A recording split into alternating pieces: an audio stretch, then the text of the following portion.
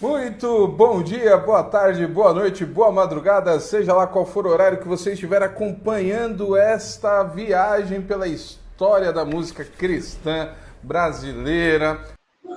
Bom dia, meu amigo! Fala, meu querido, você tá joia? Tudo bem, grande Claudir? Quanto tempo, rapaz? Menina, essas barbonas tuas aí, cara, eu tento Tá meio chegar na branca. televisão, mas não consigo. Que Negrada, satisfação! pô, amor, alegria pra mim, cara, nervoso pra caramba, porque eu sempre tive Que isso, atrás. rapaz?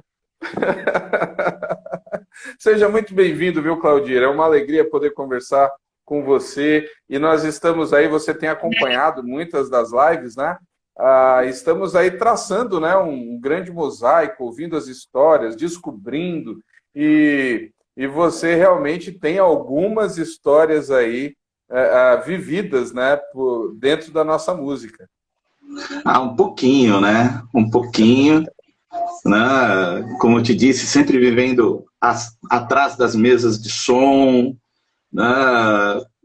Como me ensinou um grande e querido amigo que se tornou depois o Alírio Misael, ele dizia, olha, aqui nós somos usados por Deus para concretizar sonhos.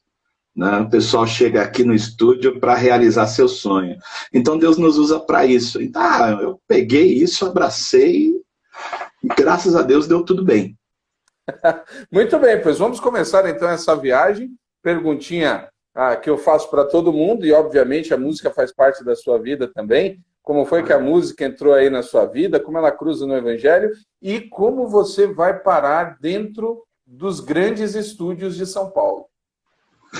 Cara, história é louca, mano. História muito louca. Mas começa com um filho de mineiros, né? Onde tanto por parte de mãe, tanto por parte de pai, tinha um raiz musical, né? Avô sanfoneiro, pai tocava violão, né? A gente logo cedo é levado para a casa do Senhor, para a igreja, pela avó. Minha avó, a irmã Leontina, levou eu e os meus irmãos para a igreja. Eu louvo muito ao Senhor por isso. E lá na igreja que desponta esse desejo musical. O negócio aflora, né?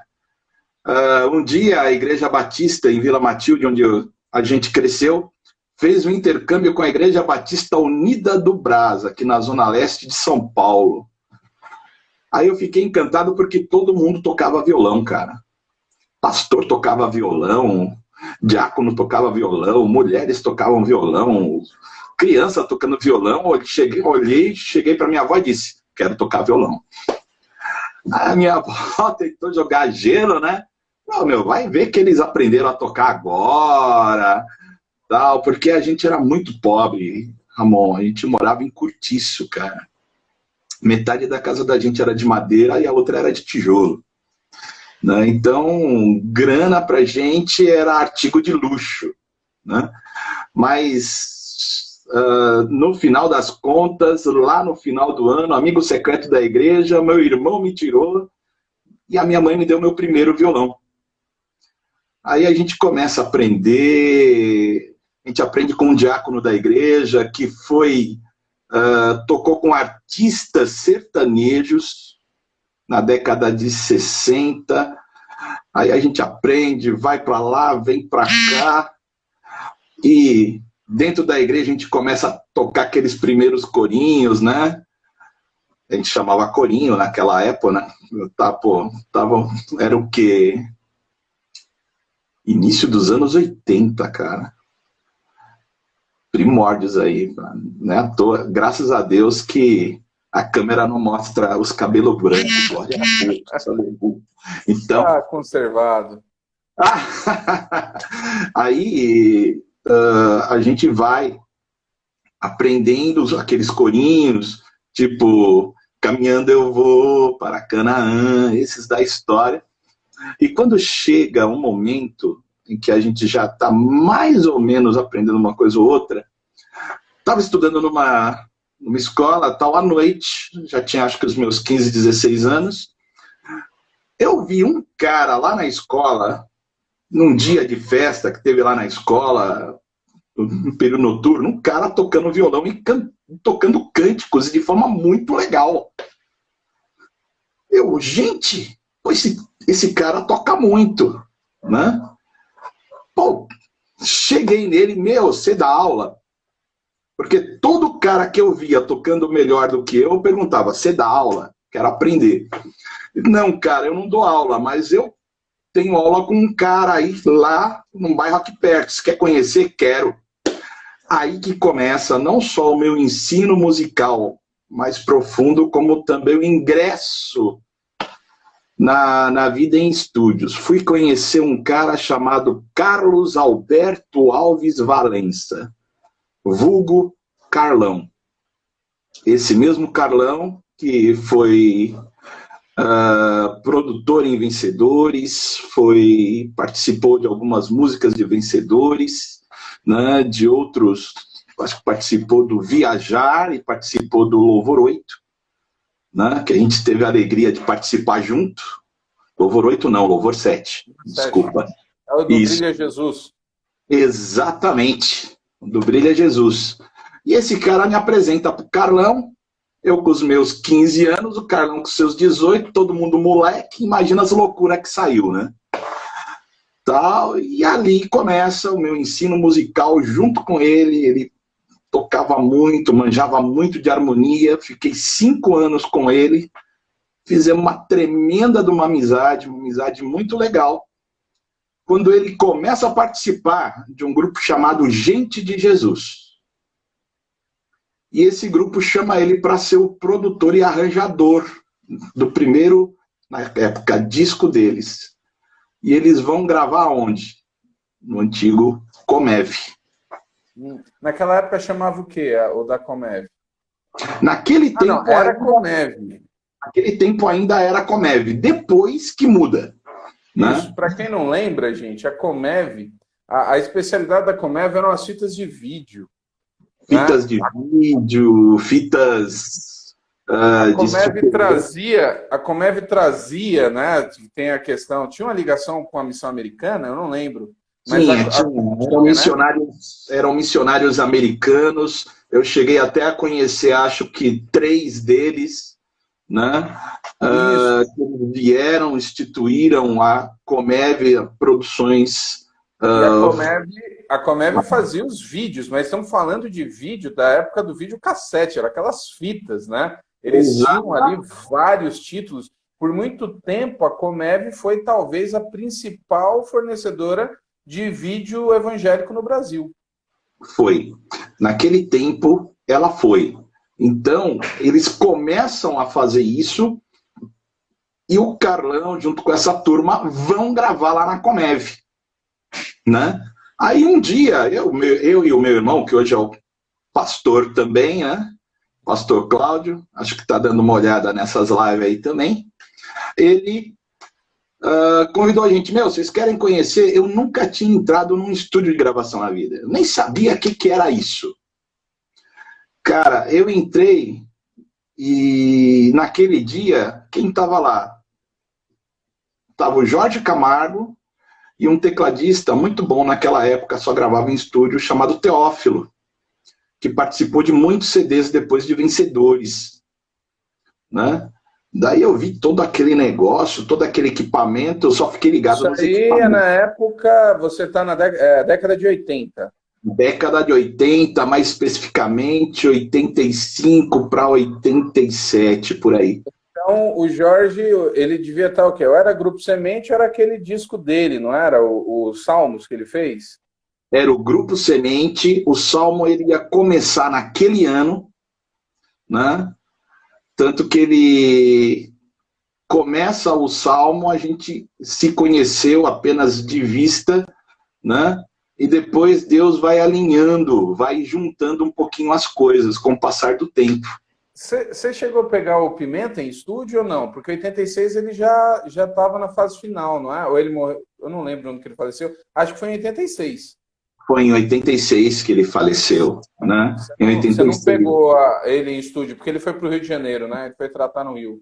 Isso foi tratar no Rio, né? Aqui em São Paulo, quem estava tratando com ele era o Caseira encaminhou ele para alguns colegas no Rio, porque ele era natural do Rio de Janeiro, né?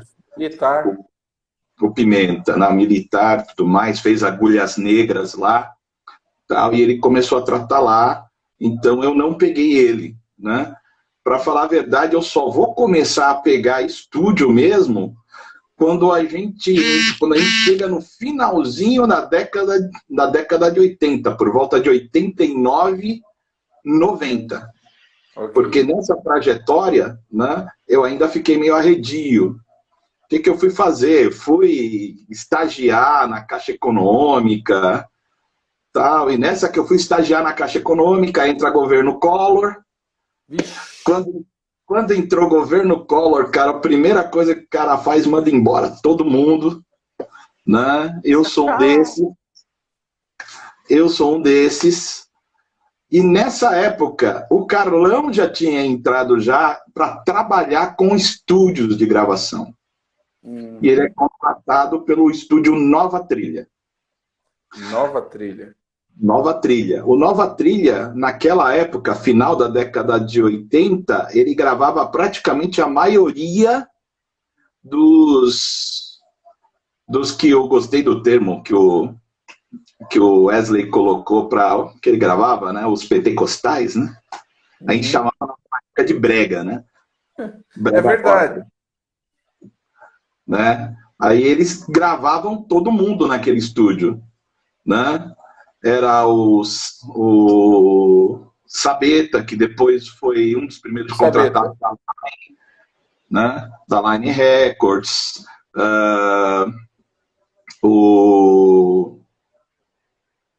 Meu, pancada de gente. Nossa.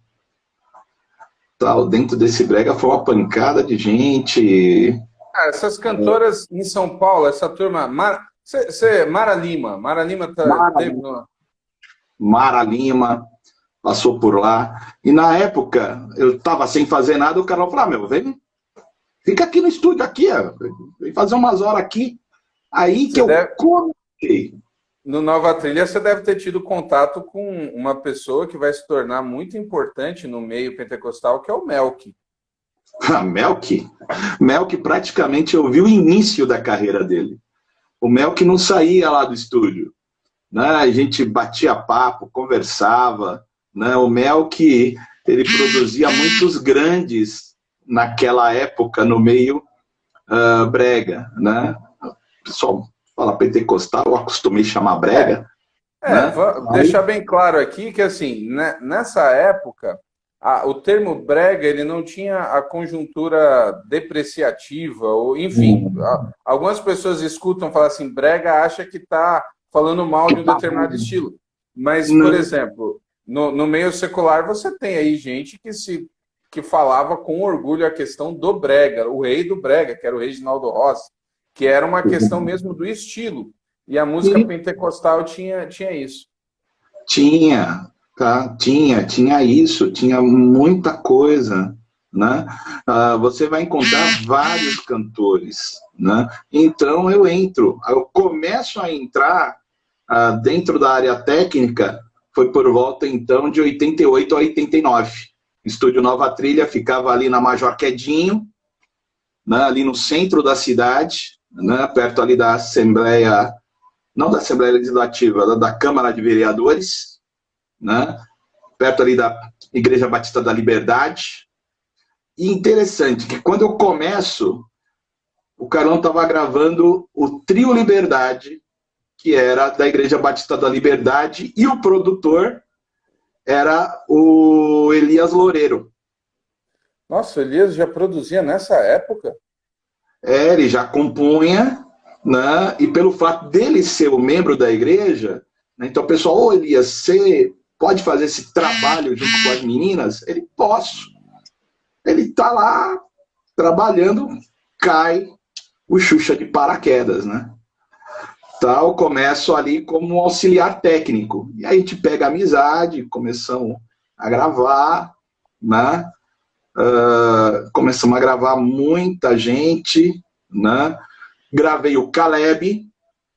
né? Caleb, que era uma referência pentecostal em São Paulo, principalmente, porque o Sim. Caleb ia para a rádio. O Caleb tinha. Não sei, eu não sei como está o Caleb hoje, mas ele Tinha tinha um programa extremamente popular em São Paulo por causa da questão nordestina. isso mesmo. Ele tinha um programa, eu esqueci numa rádio, a rádio ficava ali na região da Zona Sul, né? Mas só que o programa era ouvido por todo mundo. Todo mundo. E a coisa era tremenda, né? Tinha Caleb, tinha uma vez, acho que foi J Neto. Era, dessa linha aí mesmo. Eu conhecia, eu escutava muito, o Caleb tocava muito Voz da Verdade, cara, na rádio. Como ele tocava Exato. Voz da Verdade?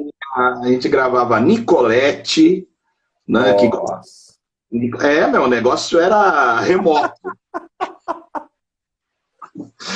Profundezas da história.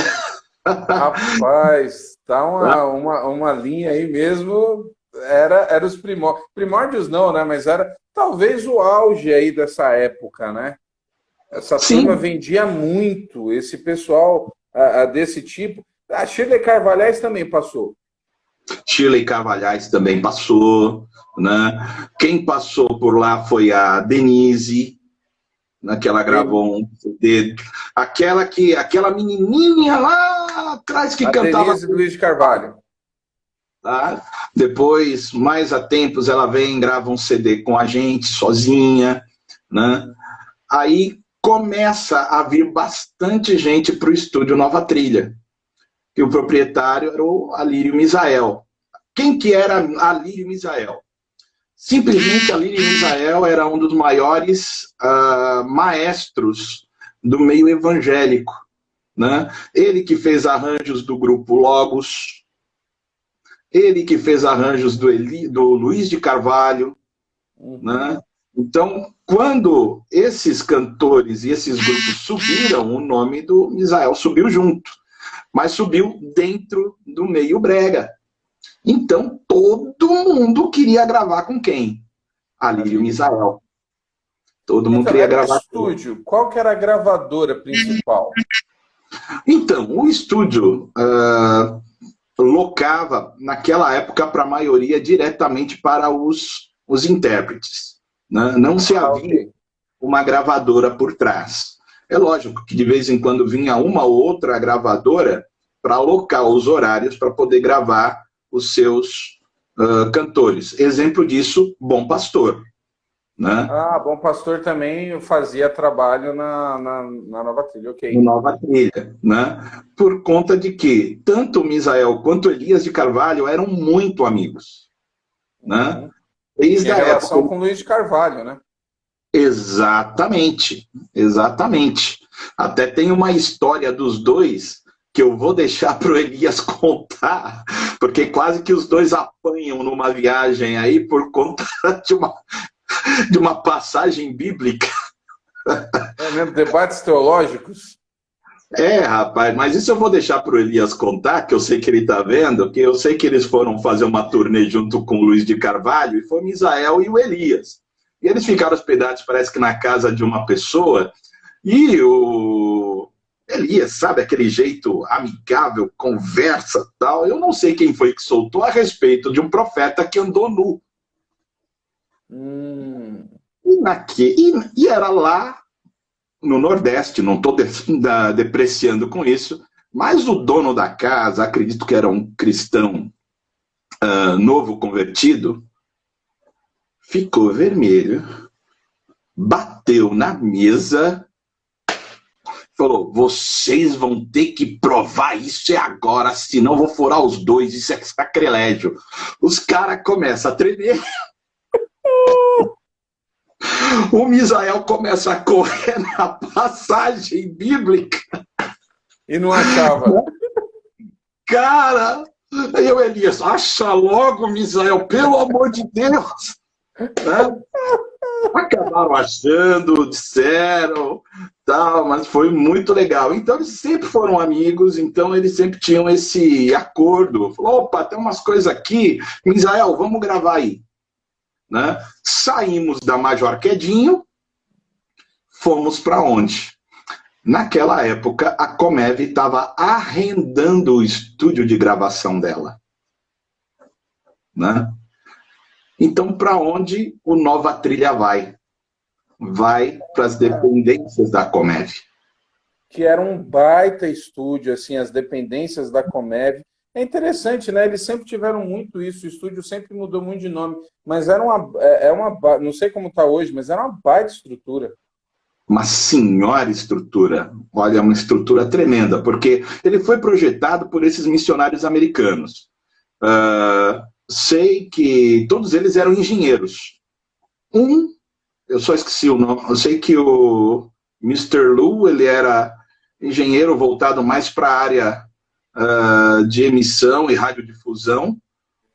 2 deles eram isso, e o outro, eu esqueci o nome dele, ele era engenheiro acústico, formado especificamente disso. Então, ele, lá nos Estados Unidos, só montava estúdios, de cima a baixo. Chegou no Brasil, o que ele faz? Montou um big de um estúdio, uma estrutura tremenda, equipamento tremendo, né? Então, eles arrendaram o Nova... Claudir, aquela região só tinha um problema. Ficava do lado da Lacta. E aquele cheiro de chocolate... Não, um lado fica Lacta, do outro Aquibom. Verdade. Era um negócio... É verdade. Aquibom, cara. Esqueci da Aquibom. Do lado a Lacta... Como eu andei ali. Do outro lado, é aquele negócio, dividido pela Avenida Santo Amaro. De um lado da Avenida Santo Amaro. Isso aí, Aquibom do outro lado. Porque vencedores ficava ali na... Quase através... que bom. Exatamente. E aquele cheiro da Lacta, cara, era um negócio ali que eu lembro assim, gente do céu. E o estúdio era do lado, né? Era muito perto ali da Lacta. Era na rua do lado, né? Aquele negócio... Eu andei ali. Bicho, era um negócio de louco. Então, Nova Trilha vai para lá.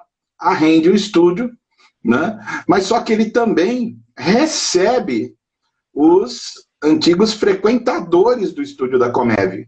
Quem? Que era a galera... Galera de Vencedor. A turma da MPB, o pessoal aí... Aliás, fico imaginando a cabeça, a questão técnica, né? Você tem ali os grandes nomes da linha pentecostal, na época brega, e ao mesmo tempo da MPB, rapaz... Meu, era um negócio de louco, foi uma coisa de louco. Quando a gente chegou lá, né, foi um período de muita afirmação pessoal minha. Eu queria me afirmar em alguma coisa.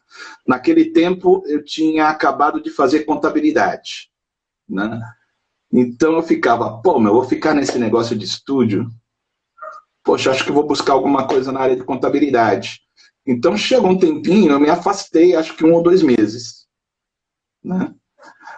Passado um tempo, quando eu cheguei lá para visitar o estúdio, a secretária, que era a prima do Misael, falou: Xuxa, o Misael tá louco atrás de você. Eu falei, mas por quê? Ele quer te contratar como técnico, não mais como auxiliar. Melhorou. Melhorou, né? Melhorou. Por quê? Naquele tempo, com essa junção que você mencionou, tava chovendo trabalho pra caramba. E isso já era início dos anos 90. Era início dos anos 90, então a gente já estava tendo aquela demanda dos nossos irmãos pentecostais e a gente estava tendo também a demanda da galera da MPB. Né? A década de 80 foi muito forte. Foi fortíssima. E no início... Uma questão, Claudir, que é bom pontuar, porque eu já até vejo aqui, a gente já tem um pessoal que tem acompanhado fielmente aí as trajetórias. Uhum. Eu fiz poucas lives com pessoas da música pentecostal. Não é porque eu não queira, não, gente. Esse povo é difícil. É um povo muito popular. Nas apresentações, assim, é um pessoal mesmo muito... Mas essa questão da internet e tal é mais difícil. Mas o que eu quero citar? Gente, pentecostal sempre gravou muito e vendeu muito. É um mundo à parte. os números pentecostais são números completamente diferentes de tudo. Então, a gente nem imagina determinadas pessoas, e essas pessoas vendem milhares de cópias, assim. Na época do disco e do CD, né? Hoje é plataforma digital. Mas a música pentecostal sempre foi muito forte e não necessariamente visível, né? Daqueles que não estão no meio. Então, realmente, eram muitas produções. Eram muitas produções e era uma vendagem incrível. Tanto que a rotação em estúdio deles era 10 mil vezes maior do que as outras. Então, quando entra os anos 90, junta essas duas coisas e o negócio explode. Pelo menos lá no Nova Trilha explodiu. Uhum. Então, agora, as dependências da Comev, para alguns, para o pessoal da MPB, ainda chamava de Comev. Mas o pessoal pentecostal continuava chamando de Nova Trilha. Né? Então era aquela confusão na mente. Ô, rapaz, você gravou lá na Comev? Os outros, Comev? Lá do Alírio Misael. Não, Alírio Misael é Nova Trilha. Então, é isso, é lá. Né? Então, teve essa confusão, mas nessa confusão surgiu muita coisa. Gente que vinha de outros estados para gravar lá. Me lembro de uma cantora no meio pentecostal muito conhecida lá no Paraná, que eu, para nome, sou uma desgraça. Também vai chegando certa idade, a gente esquece tudo. Graças a Deus que você faz essas lives, porque a memória da gente uma hora vai indo embora, cara. Vai virar documentário isso aí, hein? Opa, quem sabe? Opa, assim seja, senhor. Aí veio essa irmã, ela muito popular no meio pentecostal, muito popular mesmo. Ela fez um festival de música lá no Paraná. A Lauriette. Parece que era, cara. Ela que é do Paraná? A Lauriette, eu acho que é do Paraná, depois ela foi para o Espírito Santo, mas se eu não me engano, a Lauriette, se alguém estiver acompanhando aí lembrar, eu acho que é a Lauriette. Eu acho que a Lauriette é paranaense.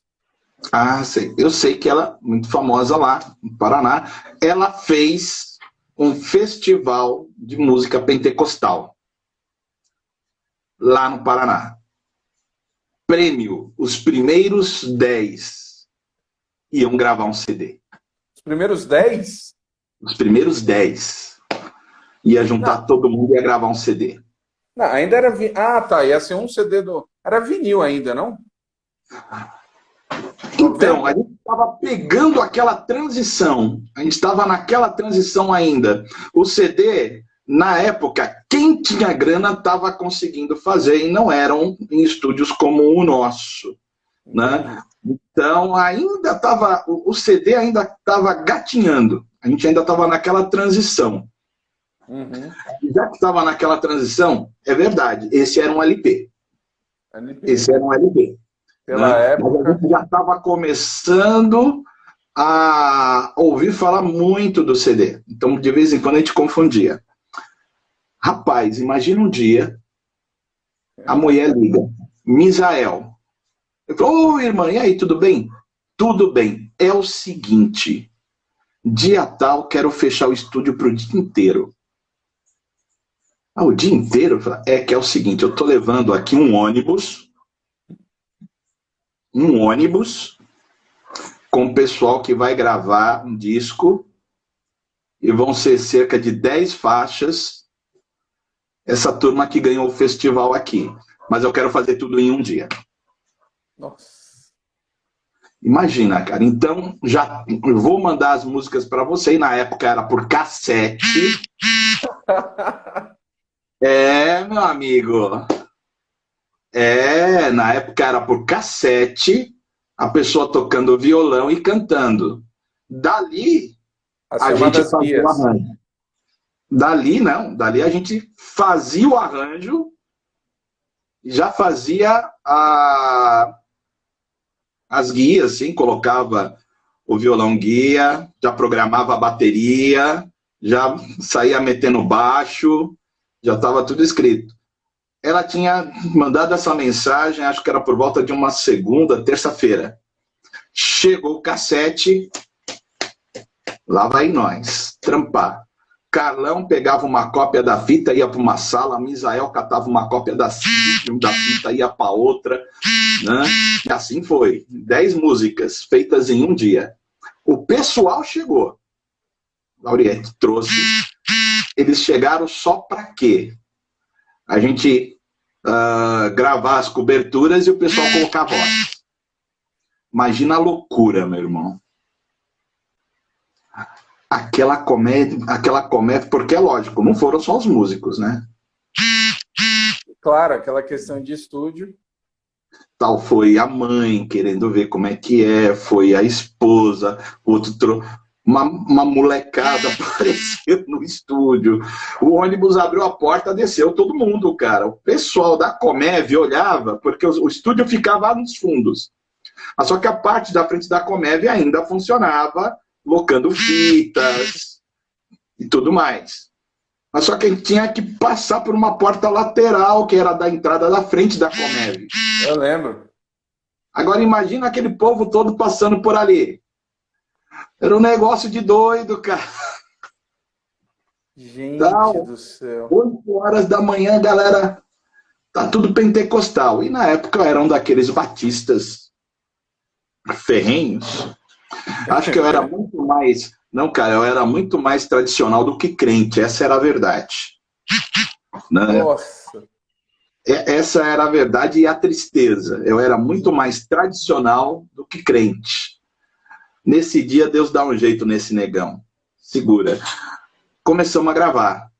Eu e o Carlão revezando. Ele ia, gravava uma, eu do lado de fora, aprontando os arranjos, as coberturas. Ele saía, eu entrava, gravava outros, ele fazia os arranjos e tal, e a gente ia assim, trocando. Pá, pá, pá, pá, pá. E o dia rendendo, e a gente... O pessoal tudo, ai, tô realizando o meu sonho, glória a Deus. E era verdade, cara. O pessoal chorava depois. O pessoal chorava depois que gravava, meu. A Lauriette chorava de alegria ver o pessoal gravando. Eu tinha uma satisfação muito grande, né? Então é aquilo que o Wesley falou, né? Por que esse pessoal tem carisma? Porque eles são de lá. Exatamente. Do meio. É uma relação diferente, né? Totalmente diferente. A turma da igreja tá lá no meio. E ela chorando de alegria junto. Chega 3 horas da tarde. Esse crente tradicional aqui já estava cansado de gravar música pentecostal. Rapaz, Deus estava preparando um negócio para mim. Vê só. 3 horas da tarde. Cai energia no bairro inteiro. Acabou luz, cara. Toda aquela região ali não tinha luz em lugar nenhum. Né? Porque estava ali perto da região do Borba Gato. Acabou luz. Acabou. Aí a gente, nossa, o que aconteceu isso, aquilo? Misael já pega o telefone e já liga para a Eletropaulo, Serviço de Energia e Força do Estado de São Paulo. Eles ficam sabendo da notícia de que a luz só seria restaurada só dali a 2 horas para toda aquela região. Aí acabou a alegria do povo, né? Poxa, a gente dá a notícia pro pessoal. A Lauriette ouve, aquele jeitinho meio dela. Daqui a 2 horas, daqui a 2 horas. Ela faz, irmão, vem comigo, irmão, vem comigo. E nós tínhamos uma antessala com um vidrinho para aqueles que estavam esperando para gravar, então eles ficarem olhando. Ela reuniu umas 10 pessoas. Eles começaram a orar, rapaz. Mas aquela oração pentecostal, irmão. Eles começaram a orar. Carlão, o que é isso ali? É o Carlão com o violão olhando pra minha cara e dando risada. Negra. Você vai ver, peraí. Rapaz, eu olho pela janela, não tinha mais 10, tinha 25 numa salinha só. todo mundo orando, pulando, clamando, chorando na presença do Senhor. Cara, daqui a pouco tô falando aqui, eu começo a sentir aquele estúdio tremer. Tal, era rolo começando a cair. Jesus, que é isso? E o Carlão lá tocando violão de boa, olhava pra minha cara e... Você vai ver, negrão. Peraí. Cara, Deus começa a esfregar, a bater na minha cara com luva de pelica, como que ele estivesse dizendo, você não crê que eu posso? A energia voltou depois de 15 minutos. É mesmo, cara. Com um detalhe, eu fiz questão de sair na rua. Ah, voltou? Só tinha luz na Comev. Tô te falando sério, cara. Que coisa incrível. Só tinha luz na Comev, o vizinho não tinha, o pessoal da rua da frente não tinha, a galera da Avenida Santo Amaro não tinha, só tinha a luz da Comev. A gente não tinha reator, a gente não tinha... Eu sei, gerador. Gerador. Não, a gente não tinha nada disso. Que é isso? Que coisa louca é essa? Ali Deus estava dizendo, você duvida, meu querido? Aí o Carlão começa a dar risada, né? Te falei, negrão! Rapaz, que então, coisa! A partir daí, Deus começa a fazer coisas tremendas em estúdio de gravação, cara. Tal, ela leva isso daí e o tempo foi passando. Então começa a ver coisas aí. Tá? Ó, isso foi o quê, cara? Isso foi 89. Você fica ali no Nova Trilha, a tua relação com a Bom Pastor, ela é no Nova Trilha porque a Bom Pastor alugava ou você chega uma hora que você vai para Bom Pastor? Chegou uma hora que eu fui para Bom Pastor, né? Passou um tempo, né?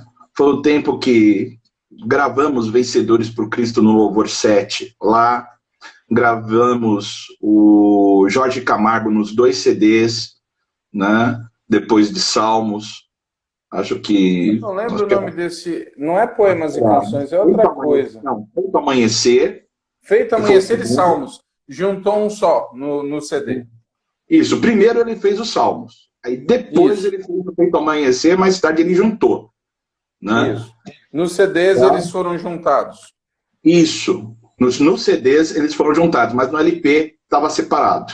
Né? Foi algo muito comum para o pessoal aí, principalmente a nova geração, o pessoal que não acompanha essa transição do vinil para o CD. Muita gente acabou juntando 2 LPs em um único CD, porque o CD cabia mais. O LP tinha aquela limitação que você colocava no máximo no LP 12 músicas, né? 6 de cada lado, no máximo. E para isso você tinha que pagar uma coisa a mais, porque era uma prensagem especial e um corte especial lá na Continental. Porque o tradicional era 5 ou 4. Tem alguns discos que eram 4 de cada lado. Era de 4 a 5. Então, quando o CD chega, o CD, eu lembro que alguns no começo traziam até 25 músicas. Isso era um negócio extraordinário, né? A gente ficava... Hoje a gente coloca 1000 músicas no celular e diz que não tem espaço. É um negócio louco, né? E naquela época, poxa, no vinil, quando a gente grava o Louvor 7, essa foi uma preocupação do Assir. Né? Porque o Louvor 7 vai com playback. Exato. Né? Quando a gente estava mixando, antes da gente mixar, o Dadinho, que era o Eduardo J., abração, viu, Dadinho, saudade de você, que era o guitarrista da época de Vencedores, né? Ele tinha uma música muito legal.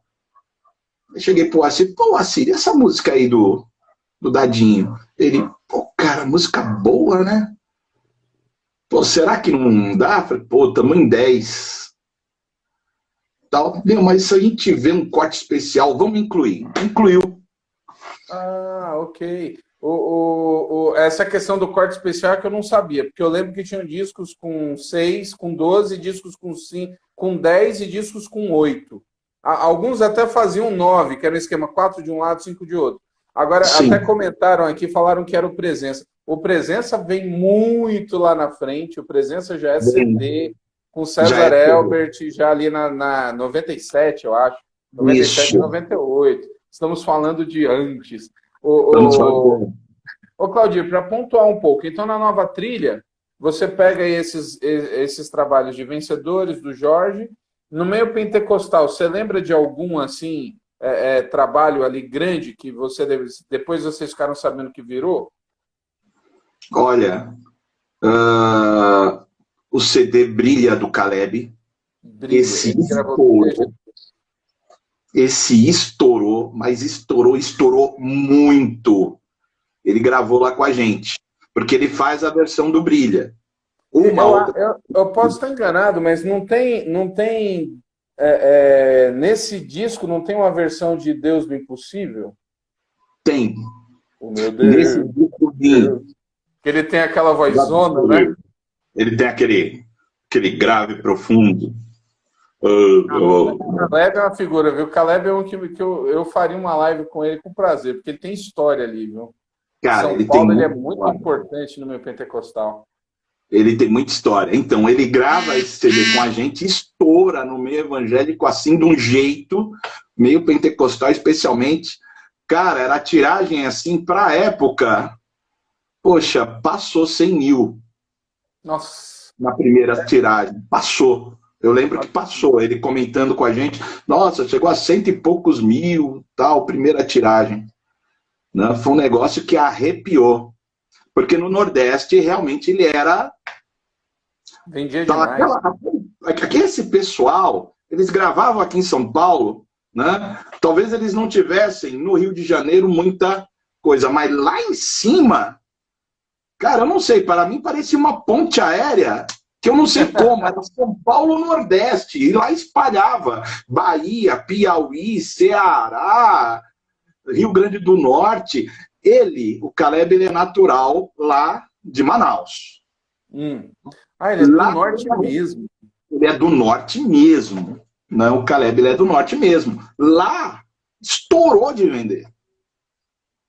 Não, o filho da terra, não sei o que lá. Lá ele estourou de vender. Você falou de estourar de vender, de ponte. Você chegou a cruzar com Voz da Verdade em estúdio? Em estúdio não, cara, mas em igreja sim. Cara, né? Voz da Verdade é outro fenômeno, né? Nessas questões de produção, um negócio impressionante. É um fenômeno. Em estúdio não, mas assim, em igreja sim, né? A gente gravou na Bom Pastor um grupo chamado Grupo Yohanan. Esse grupo, o Grupo Yohanan, eles faziam parte da Igreja Yohanan lá no ABC, e eles eram da Igreja do Voz da Verdade. Então eles saíram da Igreja Voz da Verdade, a Voz da Verdade tinha igreja lá em Santo André. Isso, né? até hoje. Isso, que eu cheguei aí lá, porque o pessoal tinha me chamado lá para dar uma ajeitada no som da igreja.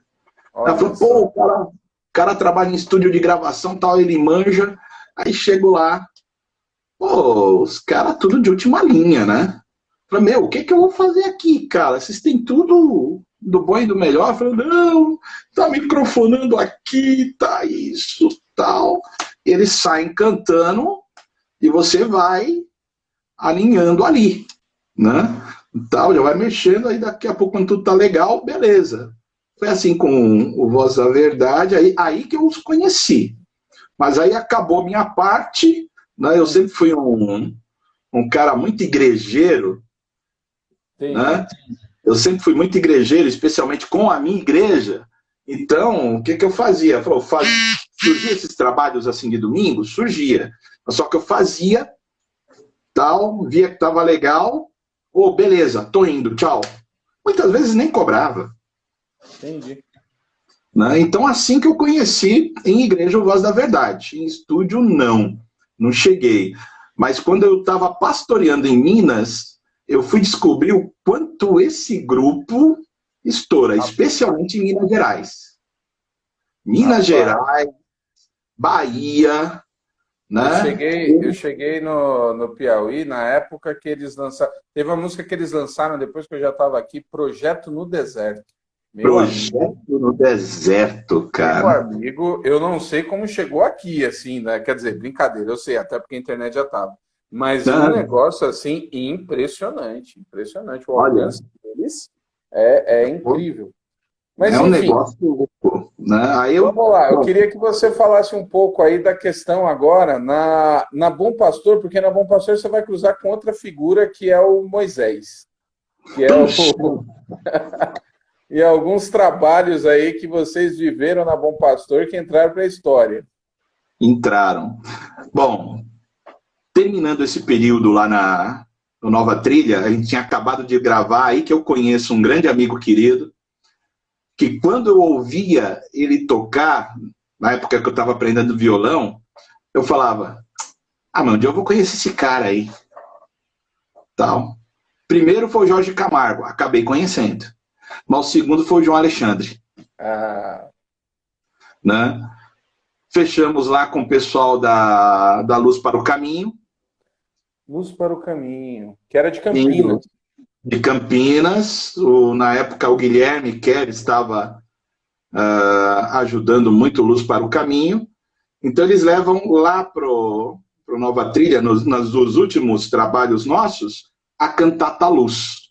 Uau, baita cantata, cara. Aí o Misael vira para mim e diz, lá tinham outros técnicos, tinha o famoso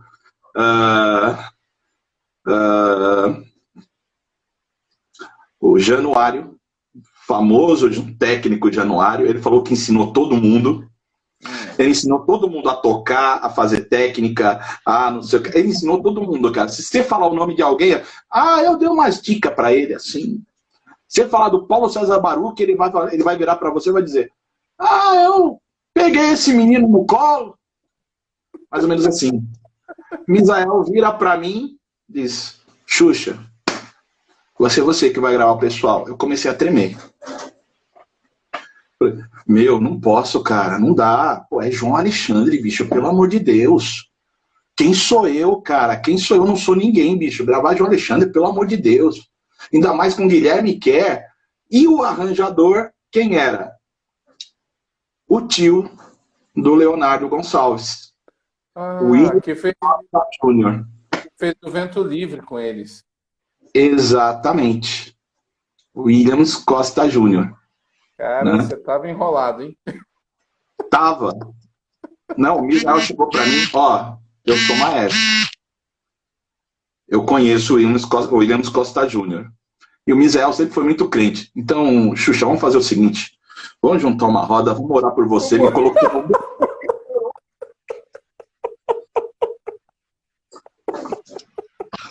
Assim que ele te encorajou, vamos orar. Não, duro que rolou isso mesmo. Não, vamos orar por sua vida, Williams Costa Júnior e tal, para que esse trabalho saia de acordo com que ele goste. Né? Bicho, entrei. Cara, aí foi. Quem chegou primeiro foi o João Alexandre. Aí chega tirando barato da cara de todo mundo. Fala, é um negrão que vai gravar a gente aí. Ele falou, pô, João, legal te conhecer. A primeira coisa que eu fiz, cara, com o João. João, por favor, tá? Me arranja alguma coisa para levar para minha namorada. Na época eu já estava namorando a Gláucia. Ela curte muito você. Fala, curte? Fala, curte, cara. Fala, pô, cara, deixa eu escrever um negocinho aqui para ela. Beleza.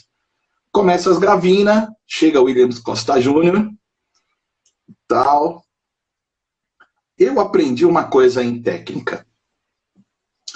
Você precisa tentar levar a pessoa, o artista, o cantor ou o arranjador, de uma forma em que ele se sinta à vontade, mas que também ele veja que você é o profissional que está tomando conta da mesa. Uhum. Eu sou uma pessoa assim, você me conhece, a gente estudou junto, você sabe como eu sou. Né? Então, o Williams Costa Júnior chega olhando tudo, vendo tudo, pedi uma relação, parecia que eu estava passando por um teste oral. O que a gente tem de periférico aqui? Quais são? Quais as entradas? Quais as saídas? Qual a pesagem? Quanto isso? Quanto aquilo? Quanto entra de cabeação aqui dentro? Tal? Quanto de cá você tem aqui nessa mesa para eu poder tal, isso. Cara, e eu lá, prova oral. É tanto, é tanto, é tanto, é tanto, é pá, pá, pá. Você tem microfone Neumann aqui? Temos 3. 3? Sim. Quer o mais velho? Aí eu já comecei. Rapaz, de todos os técnicos por quem eu já passei, você se mostrou que conhece realmente a área. Aí eu, então tô aprovado? Ele, aprovado o quê? Não. Ele, não? Ah, como não? Você perguntou um monte de coisa, como isso não é um teste? Para mim é uma prova. Ô, Claudio, o João foi tocar lá na igreja uma vez, nós levamos, e eu fazia parte da equipe que ficava no som. Rapaz, aí o pessoal... não, calma, tinham 3. Aí eu tinha visto o ensaio, eu já tinha visto uma apresentação do João, mas eu não tive nem dúvida. No dia que o João foi para a igreja, eu tinha acesso à programação, eu me enfiei na programação lá dentro, eu não vou ficar no som. Eu não vou ficar no som. Aí começou ele passando o som, aí de repente ele falou assim, ô Lucas, que era o meu primo que estava no som, cara, um cabelinho de médio grave, de 0, e ele começava a falar em línguas, porque para mim era em línguas, entendeu? Porque ele falava 3 dB, não sei do que, faz... Eu não fazia ideia do que ele estava falando, e aí ele ficava, você não... Aí ele lá da frente, você não mexeu, hein? Mexe aí, faz não sei o quê. Cara, você tá louco. É um negócio assim, essa responsabilidade do som. Ó, o Assir acabou de entrar aqui. Tem uma turma entrando, o Assir entrou aqui também. Grandes histórias ali na comédia. Cara, e o Cantata Luz é um baita trabalho. É uma cantata maravilhosa. Foi assim, sozinho, né? Tal, fazer isso, fazer aquilo. Pô, vamos mixar esse troço, né? Vamos mixar. Eu no meio, João do lado, Guilherme do outro, Williams Costa Júnior atrás, de pé, com a mão no queixo. As orações valeram, né? Pô, cara, não, lá eu estava cercado pelos técnicos, oraram sobre a minha vida, agora eu estava cercado ali só por fera. Falei, Jesus, e agora? Falei, Jesus, um do lado, um atrás, e eu lá no meio. Tal. Aí eu já sabia partituras. Desde quando eu comecei a tocar violão, o Carlão ele me ensinou um pouco de partitura, né? Então, na técnica, a gente fazia a técnica com partitura. Né? Para o meio, isso era um grande diferencial. Por quê? Na hora dos cortes da gravação, você sabe onde você precisa cortar, no ponto exato. Você está lendo, pá, é nesse ponto aqui, vamos voltar, pá. E na mixagem, você sabe o ponto, se você anotou, onde você vai deixar o nível de tal instrumento, cada solo, onde entra, onde sai. É como se fosse um mapa pra gente. Então eu tava com a partitura lá. Tamo lá.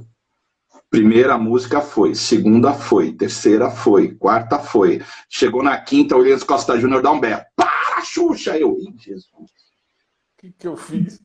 Sentei na cadeira. Aí ele, volta aí! Volta aí! Eu voltei um pouquinho e tal. Aí eu tinha reparado, né, que tinha um fraseado das cordas que eu devia ter tirado, e eu não tirei. Falei, eu entendi, maestro, esse fraseado das cordas aqui no compasso tal, você lê partitura. Vem. Desculpa. Como você não me fala isso? Eu, tô errado? Tá certo, é aí mesmo.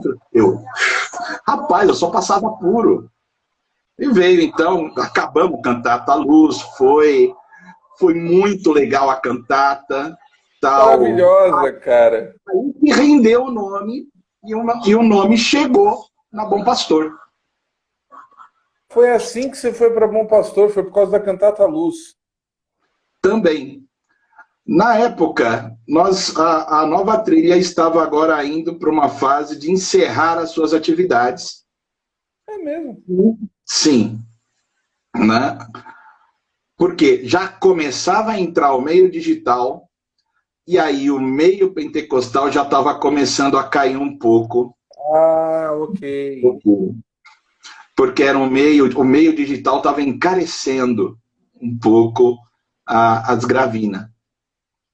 O LP já estava começando a cair. Naquela época, início dos anos 90, acho que a Continental, ali na Avenida do Estado, já tinha falido. Aí, meu amigo... Verdade. A gente pensa... Hoje a gente comenta muito da transição da morte da mídia física para a questão das plataformas, mas realmente a transição do disco para o CD, ela também ela é pesada ali naquela época para quem está no meio, né? Sim, é pesada. Diria mais, hoje, digamos, a transição para as plataformas, vou ser sincero para você, tá sossegada. É lógico, tá trazendo... Ó, o Misael... Não, é o Assir. É o Assir, lembrando do Alírio, isso. Do grande Alírio. A transição foi maior, e o Assir não vai me deixar mentir sozinho. Não, mentir sozinho não, falar a verdade sozinho, né? É porque você tinha uma transição de equipamento também, do analógico para o digital. Exatamente. Então, quando acabam essas questões, o Elias liga para o Misael e fala, pô, estou precisando de um técnico aqui. Fala, você já ouviu Cantata Luz? Falei, já ouvi, quero perguntar desse Xuxa. Quem é esse Xuxa? Tá, um menino aqui, tal, trabalha direitinho. Eu falei, pô, tô começando o estúdio aqui na Bom Pastor.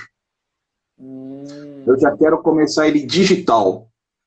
Então, no momento, estou precisando de alguém para fazer as transcrições dos trabalhos que estão vindo dos Estados Unidos. Uau! Né? Ele... Manda ele aqui, quero conversar com ele. Falei, beleza. Chego lá na Pedro Vicente, lá na estação Armênia do metrô. Fui muito lá também. Apresentável lá, tal. Chego lá, por favor, queria falar com o Elias de Carvalho. Aí a menina, depois se tornou minha amiga. Quem é você? Eu sou Fala pra ele que é o Xuxa. Ela começa a rir. Então, esse é um detalhe. Eu preciso até explicar, pessoal, porque é o seguinte, o Claudir falou, ei, coloca Xuxa. Eu falei, cara, eu não vou colocar Xuxa nesse cartaz para divulgar, velho, não vou. Eu conheci o Claudir, não foi dos estudos, eu conheci o Claudir porque nós fizemos a Teológica juntos. Aí eu falei assim, mas o pessoal conhece como Xuxa. Aí foi chegando a data, aí eu falei assim, eu não vou colocar Xuxa aqui essa semana, todo mundo só tá falando de racismo, o pessoal tá falando, eu não vou colocar isso no cartaz, não, porque alguém vai dizer que eu tô sendo preconceituoso. Mas realmente o teu nome nas gravações é Xuxa, né? É Xuxa, com detalhe, com CH. Imagina um negócio desse, eu coloco um cartaz desse. Então, paramos na história, eu estava até esquecendo, o Thiago me ajudou a lembrar. O Heather participa também da Cantata Luz, né? Cara, naquela época a gente pegou uma amizade tão grande, bicho, com o Jorge Heather, né? Era ele palhaço de um lado, João Alexandre palhaço do outro. Nessa época também a gente conhece o Nelson Bomilcar. Era o do o Bomilcar. Bomilcar também com som é famoso também, hein, das questões do som ali, de pegar. Um produtor muito louco, né? A gente pega uma amizade muito grande quando a gente gravou com ele o Louvor 7, que vai ali uma música dele, né? Verdade, verdade. Pegamos uma amizade gostosa também, Daniel Maia. Né? Uma turma fantástica. De tudo isso que você falou, eu me espantei do Elias Loureiro já estar em produção tão lá atrás, cara. Porque eu conheci o Elias Loureiro já na geração do Louvor 8. Então ele estava aí bem antes. Sim, o Elias, ele sempre foi compositor. Primeiro eu conheci o irmão dele. no Itiel, né? Senhor Batista, né? Uhum. E eles sempre estavam ali na Liberdade. Então, naquela época, eu tive eu comecei a chegar muito próximo de Vencedores, né? Então, naquele tempo, antes de chegar o Assir como líder, era o Sérgio e a Magali Leoto. Isso, exatamente. Aí eles, pô, Xuxa, você não quer nos ajudar nos encontrões de Vencedores? Nessa que eu conheço o grande Auro. O Auro que vai ser responsável pela entrada do meu primo em Vencedores, o Lucas, e ele que me leva para Vencedores. Auro Pimpão. Aquele Auro picareta. Que figura. Cara, já passou tantas juntos. Então, naquele tempo, chega o ex-baterista do Elvis Presley. Uau! Pela MPC, se não me engano. Pela MPC. Chegou para fazer uma turnê aqui no Brasil. E, na época, ele ia lá para a USP contar o testemunho e fazer uma apresentação. E no dia seguinte, né, a MPC já ia para a Igreja Batista da Liberdade. Durante o dia, testemunho com ele, que ia começar das 9 até umas 15, 16 horas, e à noite juntar com o encontrão de Vencedores junto com ele. O Aurão, ele fazia a parte de áudio, mas só que ele estava sozinho. Aí a gente já era muito amigo, ele liga para mim, ô Xuxão, seguinte, cara, me ajuda, pelo amor de Deus. Eu falei, que foi, Aurão? Cara, tem que montar som e eu tô sozinho, você não quer me ajudar? Eu falei, aonde? Fazer o quê? Lá na USP. Eu falei, não sei chegar na USP, eu não sabia mesmo. Se encontra comigo tal dia, tal hora, tá, beleza, vamos. Fomos, montamos o som, veio o cara. Realmente um senhor baterista. Né? Acabou por volta de 10 horas da noite o negócio. Eu, morador da Zona Leste, não sou... Na USP. Todo mundo fala, pô, Zona Leste é corintiano. Não sou corintiano. Graças a Deus vai te perdoar. Graças às ideias. Né? Morava longe e aí cheguei a Auri. E aí, o que a gente faz? Amanhã é o quê? Putz, cara, tem que montar tudo isso 7 horas da manhã. Falei, meu, aí o Auro vira pra mim, cara, vamos dormir lá em casa. Você dorme lá em casa. Amanhã cedinho a gente já sai junto, já vai pra Liberdade. Só que a gente vai fazer o seguinte, a gente já vai desmontar tudo e já vai deixar lá na porta da igreja agora. Falei, beleza. Aí montamos, rolou de boa. Mas voltando para a entrada na Bom Pastor. Isso. Tá? Tô lá, então o Elias me chama para conversar. Chego lá, a menina começa a dar risada pelo apelido, né? Xuxa! Gente, isso daí foi um negócio... Deixa eu contar rapidinho. Isso foi num acampamento de Vencedores por Cristo, ainda não estava na área. Tal. A gente vai e dividiram em grupos, né, como num retiro normal, e o acampamento foi cedido pela Renascer em Cristo, que tinha lá o retiro deles em Mairinque. Acho que era em Mairinque. Eu acho que era em Mairinque. Então, montou lá, tal, fomos fazer, estamos lá fazendo, dividiu em grupos. Aí o pessoal, e aí? A gente tem um sketch para fazer. Aí o pessoal bolando, a gente vai fazer o quê? Vamos fazer o show da Xuxa. Aí eu, show da Xuxa. Mas só que o nome vai ser Esdrúxula. Eu vou fazer o show da Esdrúxula. Nossa. Show da Esdrúxula. Bem acampamento mesmo, né? Bem clima total de acampamento. E tinha uma galera lá do Rio. E tinha uma menina ruiva, cabelão grandão, ruiva.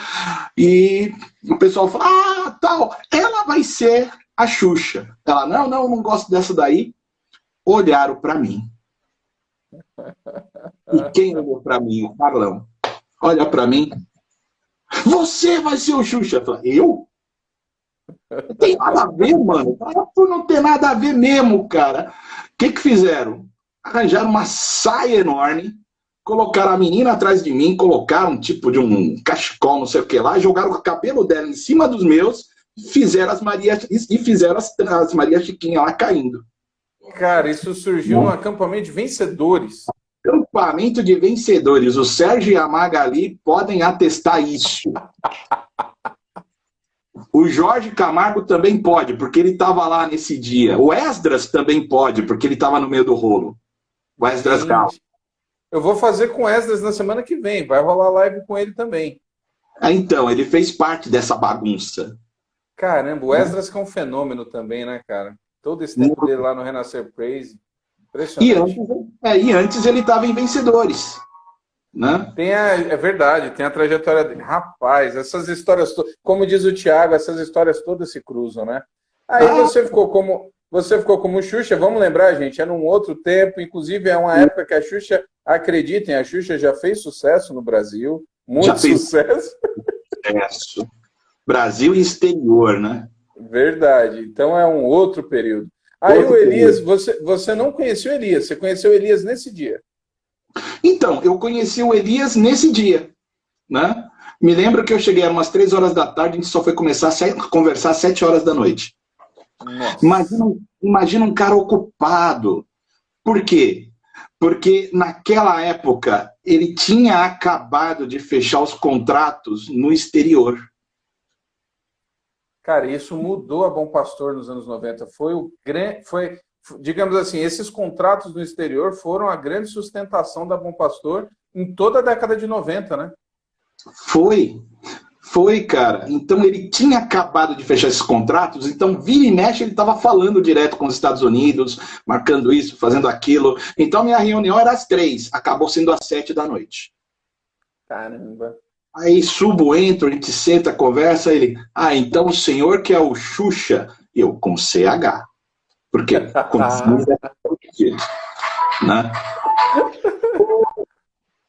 Aí ele pegou, né, o CD Cantata Luz. Foi você que fez isso aqui? Eu falei, foi o técnico. Tem algum problema de mixagem? O senhor pode falar comigo, tal. Aí também não dá para remixar de novo, né? Eu falei, cara, gostei muito. Tal, depois que o Misael falou de você, comecei a ouvir os seus trabalhos. É o seguinte, aí ele jogou, vou montar um estúdio aqui na Bom Pastor. Vem comigo. Ele era assim, cara. Ele já, empolgado com a ideia, já leva você, já mostra, já faz. E aí, 7 da noite, quase tudo fechado, ele saiu comigo, levou lá na área onde o pessoal tira as fotos, onde o Prisma tirou aquela foto do CD 20 anos e tal. Me levou lá para a parte de trás, em cima da loja que tinha ali. Ele abriu uma porta, aí eu começo a ver, cara, para quem manja de áudio, uma mesa TAC Scorpion, novinha ainda na embalagem. A TAC Scorpion, na época, ela custava cerca de por volta aí dos seus 6 a 7 mil dólares. E nessa época era um negócio, dólar era um negócio absurdo. Tá, olho para um outro lado, 3 gravadores ADAT. Né? O que era o gravador ADAT? O gravador ADAT era aquele gravador que gravava em forma digital em fitas de VHS. Né? Em fitas de VHS. Gravava ali. Porque tinha DAT e ADAT. Isso. O DAT, ele praticamente já era usado para masterização. Né? O que a gente fazia com o DAT? Após um trabalho mixado, legal, a gente passava para o DAT. Ou seja, acabou aquelas fitas de um quarto que a gente usava, eu trabalhei muito com isso, porque antigamente a gente fazia a mixagem, né? E passava, ao invés de hoje, o DAT, passava para a fita de um quarto, uma fitinha fininha, parecida com essas fitas de cassete, mas só que em rolos grandes, a gente passava para lá. Aí o que eu fazia? Eu fazia a edição disso. Caramba, né? Com Gillette, né? O Moisés lembrou muito bem disso, eu vou chegar nele. Com Gillette, né?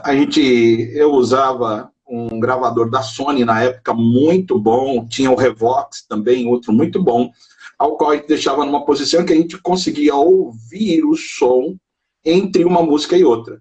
Chegou nela, a gente corta a fita, coloca o que a gente chamava na época de splicer. O que era o splicer? Era uma fita, mas só que branca. Não sei se você vai lembrar, na época do cassete, no comecinho dela tinha uma fitinha transparente e depois vinha aquela fitinha marrom. Aquilo é o... Nunca entendi para que é aquilo, estou descobrindo agora. Então, aquilo é o splicer. O que ele serve? Para marcar o tempo de uma música para outra. Caramba, cara, quanto trabalho. Exato. A gente media, era praticamente o tamanho certinho do gravador, e dava ali os 8 segundos exatos que tinha de ter de uma fita para outra, de uma música para outra, melhor dizendo. A gente fazia essa edição, aí colocava o splicer, pegava o início, mas tinha que ser o início exato da música seguinte, colava, depois a gente fazia o teste. Final da música, contava. 1, 2, 3, 4, 5, 6, 7, 8, começava a música seguinte, opa, tá ok. Esse era o padrão. Cara, 8 segundos então era o tempo, outra coisa que eu não sabia. 8 segundos era o padrão, né? E por quê? Por causa do splicer que vinha de uma música para outra. Fazia isso, tinha produtor que pedia para mudar a ordem das músicas. Imagina velho. Imagina picotava. A gente picotava isso, pegava, deixava num rolo separado, tinha que ter vários rolos. Deixava no rolo separado, marcava música 1, rolo separado, música 2. Ah, qual que vai ser a ordem? Ah, vai ser essa. Mudou tudo de lugar, mas já está tudo separado. Aí você só vai editando. Vai ser colocando e vai embora, né? E manda a bala. Cara, é muito trabalho. Assim foi com a Cantata Luz. E você com os caras atrás. E eu com os caras atrás. Assim foi com o disco do Caleb. Porque naquela época era isso que a gente fazia. Né? Além de que houve um tempo que a gente não tinha boy, quem ia levar lá na Continental para eles masterizarem? Eu. Pegava busão, ia lá na Avenida do Estado, subia, conversava com o cara, já passava tudo, ó, é isso. Agora chego na Bom Pastor, o Elias me mostra já o esquema praticamente em digital. Ah, chega... Descansou o coração. Cara, descansou o coração e algo que eu só... É que nem o texto bíblico. Antes eu te conhecia somente de ouvir falar, mas agora os meus olhos te veem. Aleluia. Aí virei pentecostal de vez. Então, aí a gente começa então a montar o estúdio na Bom Pastor. Ele chama um cara chamado Tano Ranelúcio. Quem que é esse Tano Ranelúcio? Ele era um técnico argentino. Cara muito bom, muito fera. Gravava com todo mundo. Gravou Eduardo e a Silvana, que eu tô vendo que tá entrando aí. O Tano. Tal. E um argentino muito gente boa. Com ele, eu aprendi e ele me ajudou nessa transição do LP pro CD. Do analógico para o digital? Exatamente. Ele me ensinou tudo. Tá? Aí a gente começa... Claudio, uma dúvida aí. Nessa época, a Bom Pastor, ela está saindo na frente ou, na verdade, ela está se igualando a outros grandes estúdios? Como é que era essa relação de tecnologia? Então, podemos dizer que em relação a todos os outros estúdios, de uma forma geral, a Bom Pastor estava já se igualando bem, porque ele estava com equipamento de qualidade. O Elias, ele não poupou, né? Ele trouxe coisa muito boa e coisa de ponta mesmo.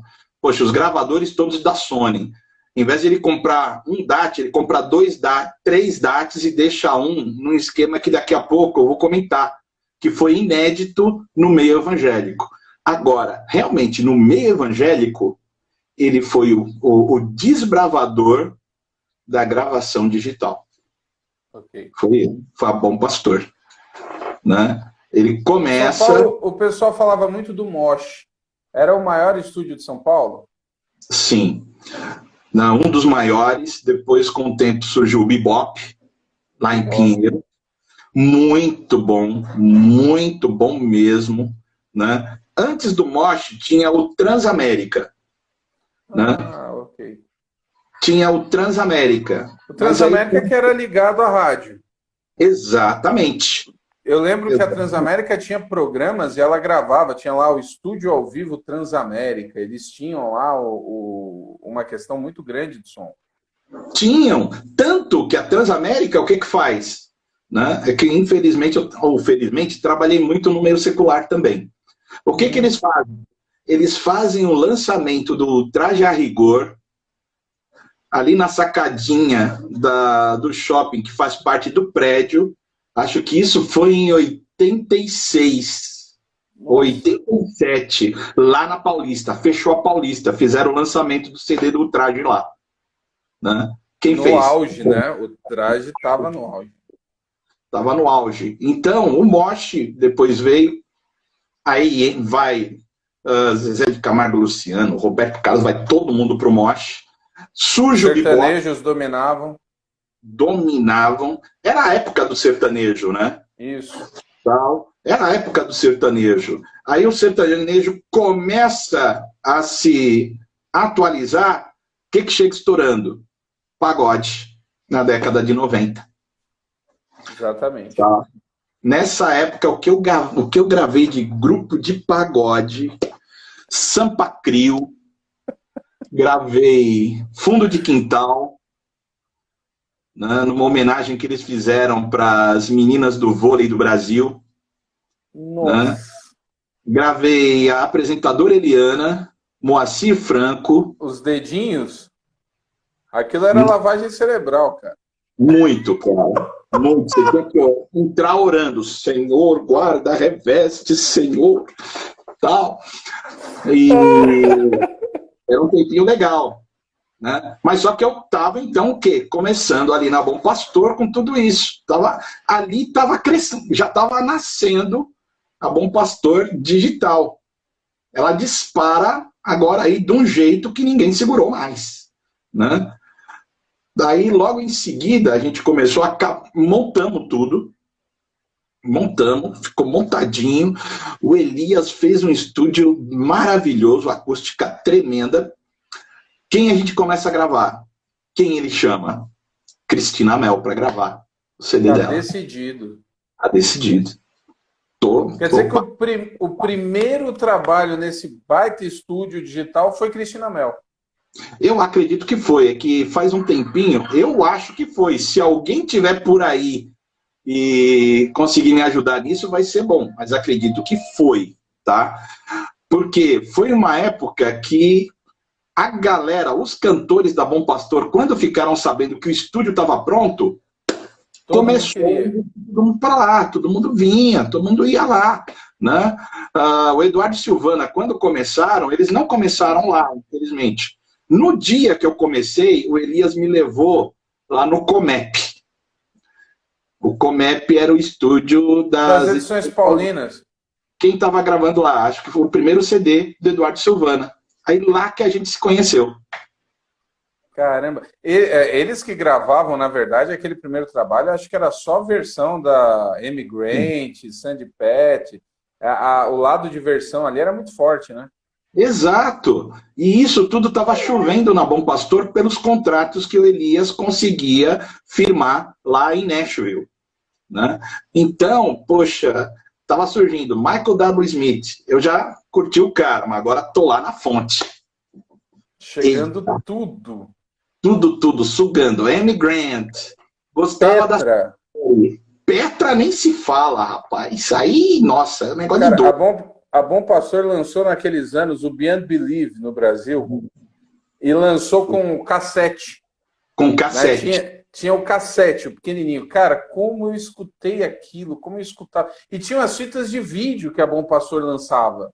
Exatamente. Então, o que que acontece? O Elias, ele começa a montar nas lojas, tanto dali da Pedro Vicente quanto na sua, lá na São João, um espaço somente para vídeo. Porque Cara, era o que estava arrebentando também. aquela Né? loja da São João era parque de diversão. Vixe, ali era um caso sério. Aí, Eduardo Sambana falando, foi em 96, foi mesmo. Não, é o Eduardo Silva, não é Eduardo Silvana, não. Eu conheço o nick deles, é outro Eduardo aqui. É Eduardo Lin outro? Silva. É. Opa, desculpa. 96 já era o parque de diversão ali, já, talvez até um pouco antes. Tem Então, muita coisa. então o estúdio começa ali. Vem essa chuva de coisas. Ele tinha acabado de assinar o contato com Integrity Music. Ah, aí arrebentou mesmo. A Agora, Integrity é um negócio. aí o que que chegou na minha mão para fazer a masterização para levar para duplicar? Né? O Proclaim His Power do Bob Fitts. Nossa! Eu nunca tinha Porque ouvido a duplicar. precisava masterizar no Brasil, já não vinha pronto. Tinha que ter a masterização pro CD, né? Exatamente. Precisava. Né? Chegava, a gente masterizava aqui e passava na minha mão. Cara, eu era o primeiro aquilo, né? Muitas vezes o Elias até ia ouvir junto comigo lá no estúdio. Não, Xuxa, vamos ouvir aí. Agora eu quero ouvir aqui, no meu estúdio. Ele falou, opa, é agora. Vamos ouvir, é já. Né? Cara, Estão perguntando do Ronquenoli. Ronquenoli passou também, né? Lifting Him Up, que foi o primeiro. Lift Him Up foi o primeiro, né, que foi feito aqui. Ou seja, todos do Integrity, naquele início, quem estava trazendo tudo era Bom Pastor. Né? Depois, então veio Rock'n'Olly, né? Depois Nessa época, Don Moen, tinha o Alvin Slaughter, teve o foi Paul lá, Wilbur. o Wilbur, depois, veio um monte, cara, alguns que a galera não conhecia, porque eles mandaram todo o cast pacote do Integrity, né? E eram de vários países. Eu lembro que tinha Shalom Jerusalém, tinha Rejoice África, tinha We Are One, que era outro também muito legal da época. Gente do céu. De vários países, né? Mais tarde surge a Zaf, pelo Integrity. Rio de Vida. Rio de Vida. Exato. Então, Bom Pastor, ela estava ali com essa chuva de coisas e a gente... Ô, Claudio, mas você entrou na Integrity, mas eu queria que você falasse, na época ali da Cristina Mel, tá decidido, tem um outro trabalho também, eu não sei se ainda é no analógico, porque ele saiu em vinil, mas tem um trabalho que foi uma explosão na época, que era o Final Feliz com Armando Filho. Final Feliz.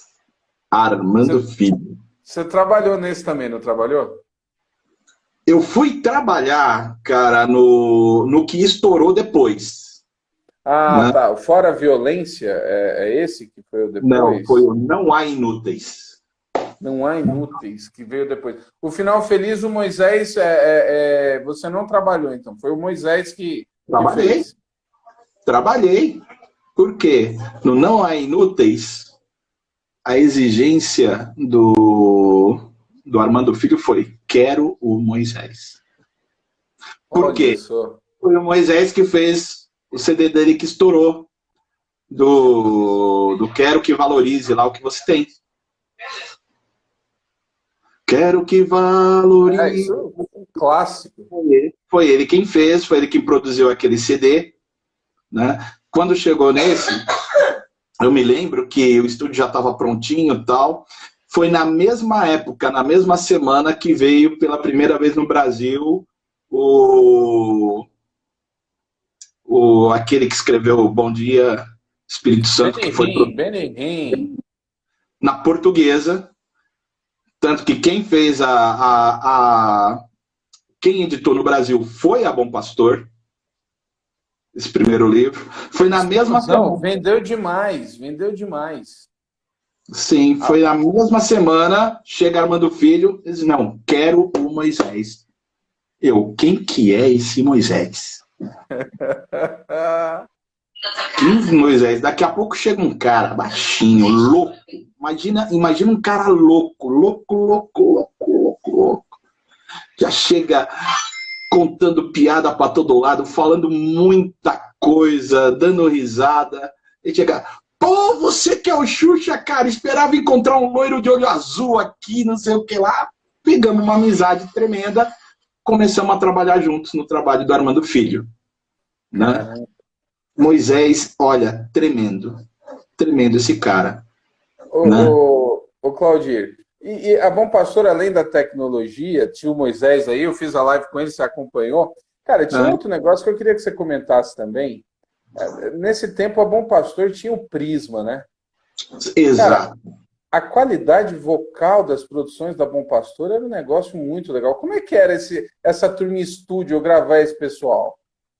Cara, aí que tá. Chegou num ponto. Eu cheguei na época que o Prisma já estava no auge.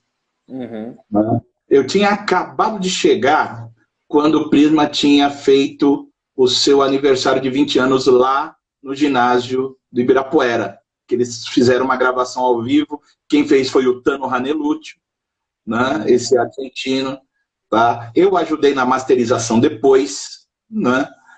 E eu ouvia, tava, caramba, meu, que negócio bom. Como que era isso? Lá na Bom Pastor, na época, quem estava trabalhando ali constante e era o líder do Prisma, era o Eli Prats. Uhum. Né? Tanto que na sala dele ele fazia tudo ali. Tava lá o piano, tava tudo na sala dele. A gente muito boa. Imagina um ser humano tremendo. Eli Prats. Né? Então... com o estúdio ali, o que o Eli Prates fazia? Ele não gravava muito lá, né? Porque ele gostava de gravar muitas vezes o coro todo, e ali ainda no estúdio não estava nesta tamanho. Né? Então, o que fazia? Ou ia para o Mosh, ou ia para o Comep, porque lá os estúdios eram bem maiores, com relação, não à tecnologia, mas ao espaço, ao tamanho. Né? E havia um carinho, um cuidado muito grande por parte da Bom Pastor com relação ao Prisma. Né? Naquele tempo já se fazia 2 tipos de gravação. Talvez isso a maioria do pessoal não saiba. Então vamos contar um segredinho. Manda. Algumas, e eu acho que até o Leonardo Gonçalves vai confirmar para você, como que muitas vezes a gente gravava os grupos adventistas, né? Porque lá não tinha somente o Prisma, lá tinha o Louvarte, que esse eu cheguei a gravar junto com o técnico Uli, um alemão, que ele era o técnico do Prisma, alemão e tal. Agora imagina a dupla, né? Um alemão. Ele era alemão mesmo. Eu acabei de pensar nisso. Os 2 na mesa, né? Aí o pessoal falava, ô Xuxa! O Uli perguntava. Não, eles chamavam o Uli de Xuxa. Porque, pô, é loiro, né? Ô Xuxa! Não, Xuxa sou eu. Como? O Uli! Aí ele, não, o Uli! Aí o Uli, não, Uli sou eu. Tudo misturado, cara. Era um negócio de louco. Só Elias de Carvalho mesmo. Só Bom Pastor. Caraca, velho. Então, nós gravávamos Louvarte, outros assim. Projetarte, né? Tinha o Projetarte, tinha o Grupo Integração.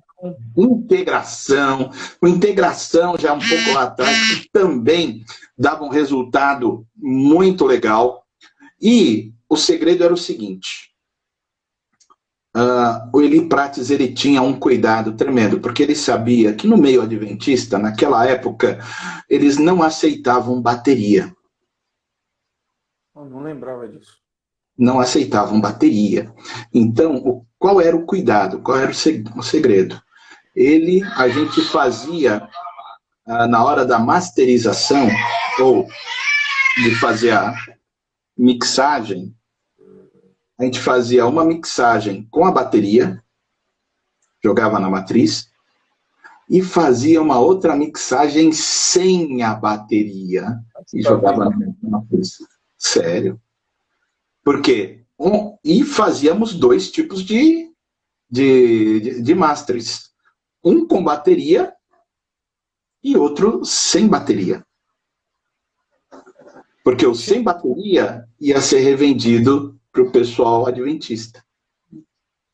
Cara, eu não sabia. Quer dizer que tinha cópia, então, naquela época de produtos adventistas sem a bateria? Exatamente. Né? Caramba, essa não sabia mesmo. E não cruzava? Não dava pepino, não? Cara, não cruzava. Por quê? O que a gente fazia primeiro? A gente fazia toda a mixagem, lógico, com a bateria, de uma forma para que não vazasse, né? Para que não vazasse alguma coisa para os outros. A gravação digital nos ajudava muito isso, porque não tinha vazamento. Né? Além de você passar pelo compressor, a questão digital te auxilia muito nisso. A gente fazia, então, primeiro a masterização, tudo direto da mesa para o DAT, com bateria. Ah, beleza. Esse aqui tá jóia, esse aqui tá com bateria.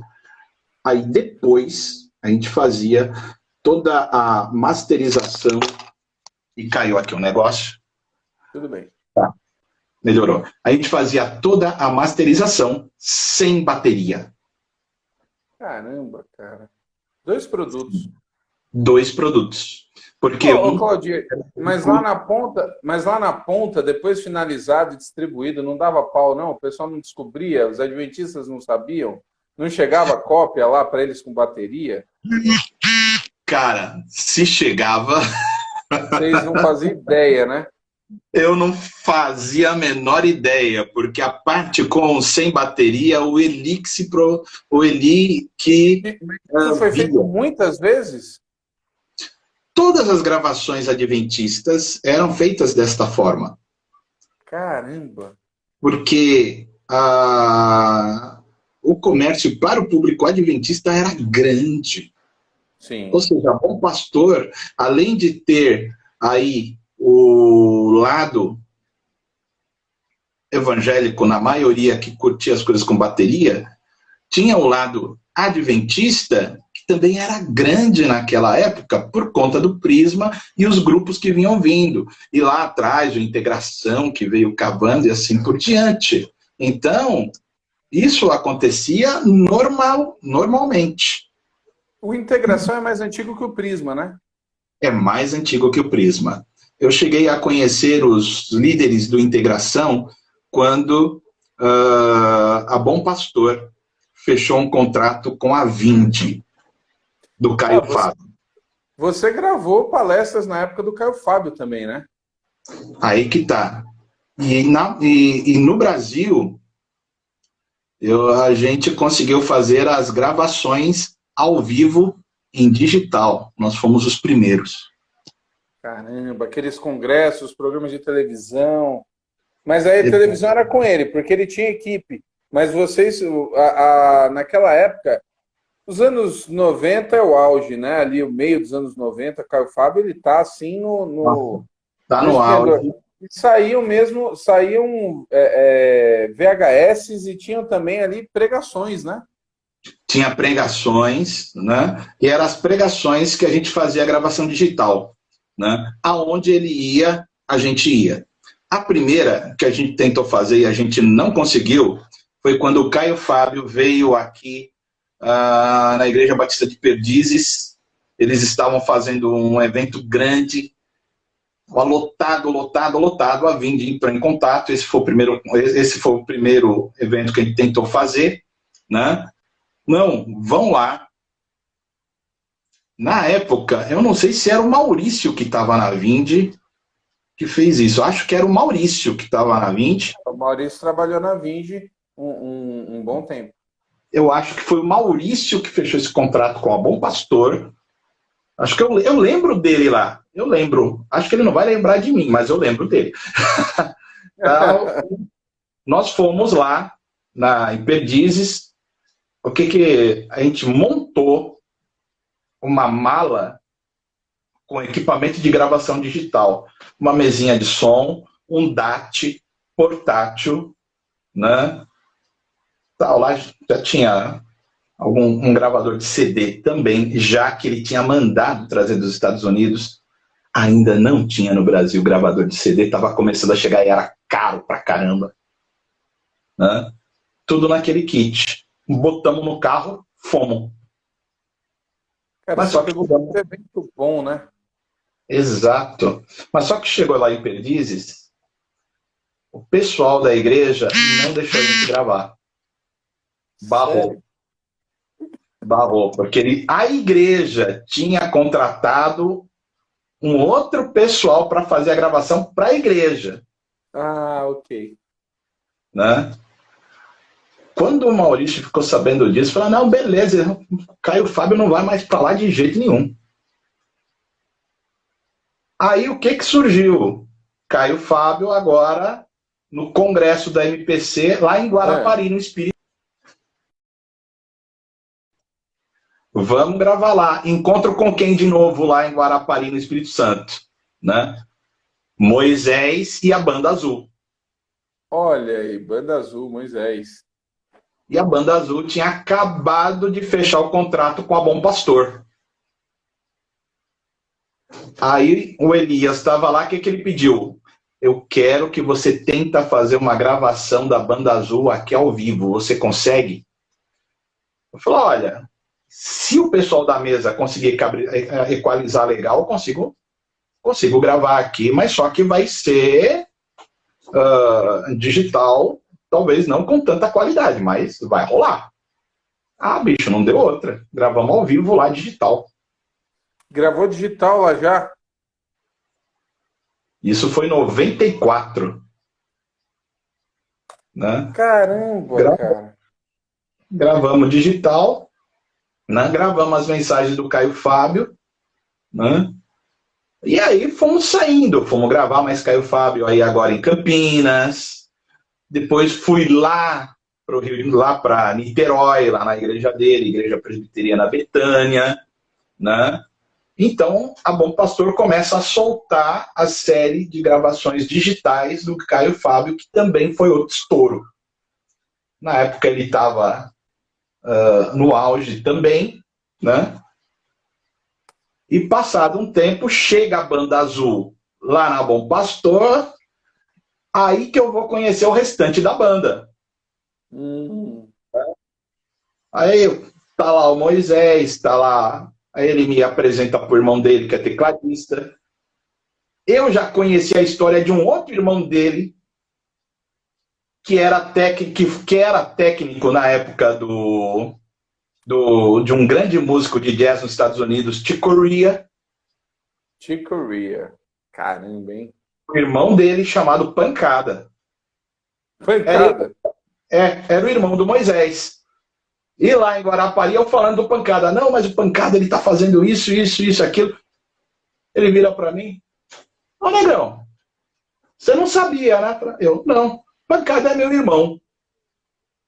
Moisés, você é irmão do Pancada. Ele tá lá com os homens lá, tal, fazendo som pro Chick Corea, fazia som pro Rich Nauer, todos os músicos grandes do jazz. Chegou a fazer som pro Ronquenoli. Lá. Tal. É muita história. E aí?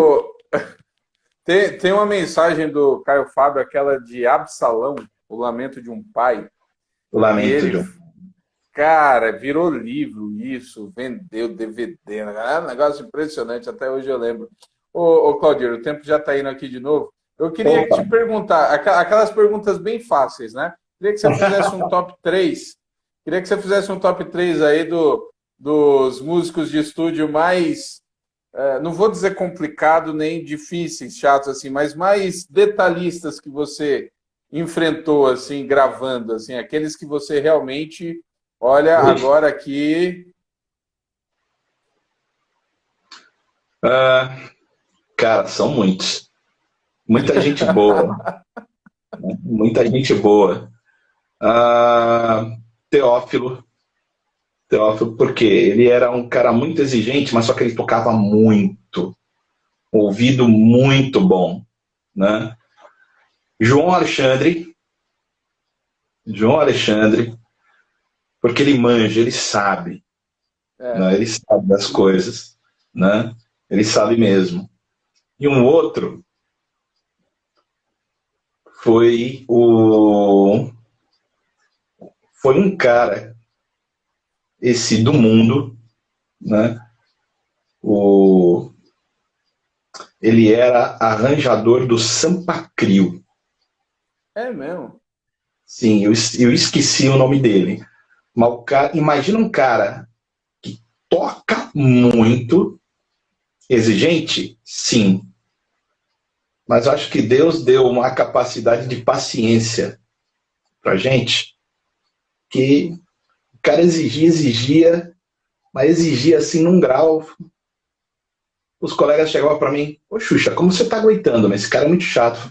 Eu virava: não, meu, ele não é chato, ele sabe o que ele tá fazendo, é diferente. Né? Foi ele. Então, só isso.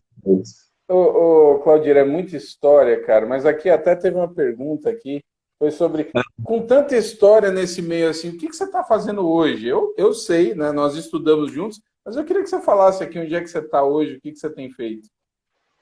Hoje eu não trabalho mais com áudio, já faz alguns anos. Acho que o último trabalho que eu fiz foi o do pastor Jonas Madureira, acho que ninguém sabe. Né? Ele é um tremendo de um músico, né? Amigo querido. Foi um trabalho que o pai dele me chamou para fazer, do CD dele, né? E o Jonas participou ali, um tremendo tecladista. Acho que esse foi o último trabalho que eu fiz como produtor e arranjador. Mas isso foi em 2000, né? Isso foi em 2000. Na época da teológica, a gente estava entrando na teológica, cara. Na teológica, cara. Né? Estava entrando na teológica. Então, de lá para cá, ministério. Sou pastor da Igreja Batista Monte Carmelo hoje. Naquela época, fui levantado ao ministério pastoral ainda no seminário, ainda na teológica, não sei se você lembra, né? Depois de 6 meses, falei, não, vamos levantar o Claudir ao ministério pastoral. Falei, vocês estão loucos. Falei, pastor, amém. Seja feita a vontade de Deus.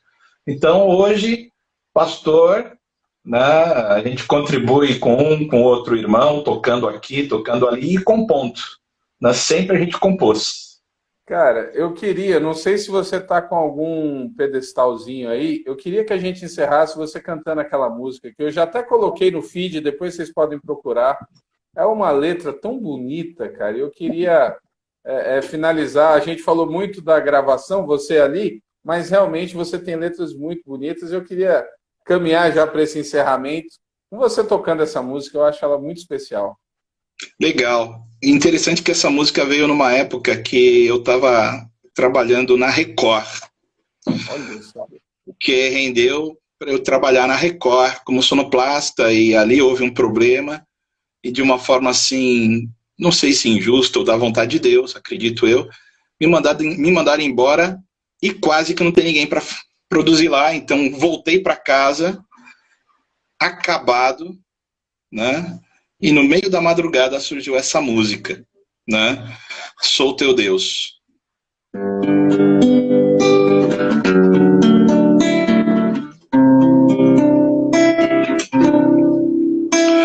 Há dias que pensamos que o choro não terá fim. A dor que aperta o peito até parece que vai explodir.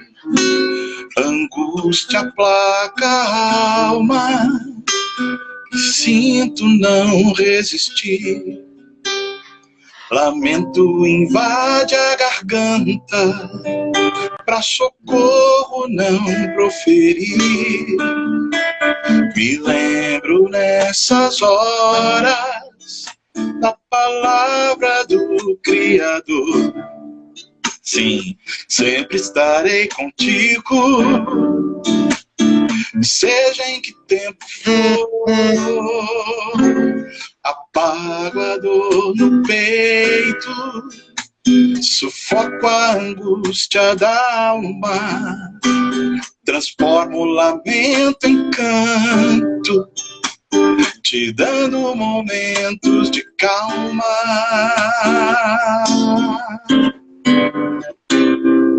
Sou teu Deus, te protejo e te guardo. Estendo minha mão para te abençoar. Oh, oh, oh, oh. Sou do teu coração e conheço os teus caminhos. Nunca irei te abandonar. Oh, nunca irei te abandonar.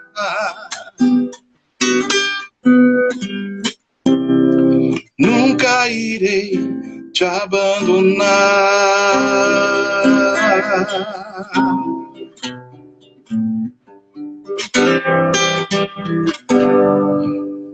Rapaz, o homem é completo. Que música linda, Claudinho. Já te falei isso várias vezes. Que música linda.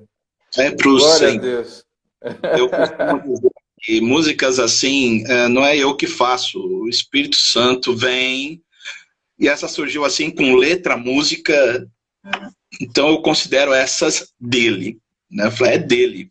Se fosse por mim mesmo, não teria feito. É o Senhor mesmo.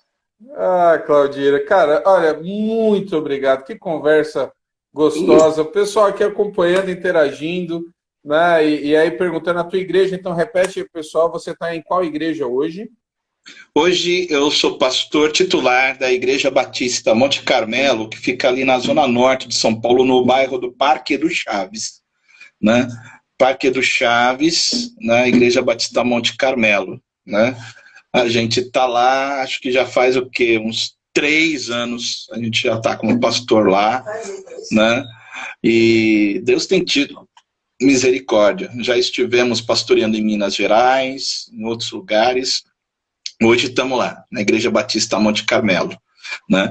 E olha que a gente só falou só metade das coisas, né? Tem muita história ainda. Com certeza ainda vamos conversar mais. Tem muita coisa boa, tem muito detalhe, muito trabalho aí. Tem disco que você fez, que você trabalhou, que só o disco dá uma live inteira, né?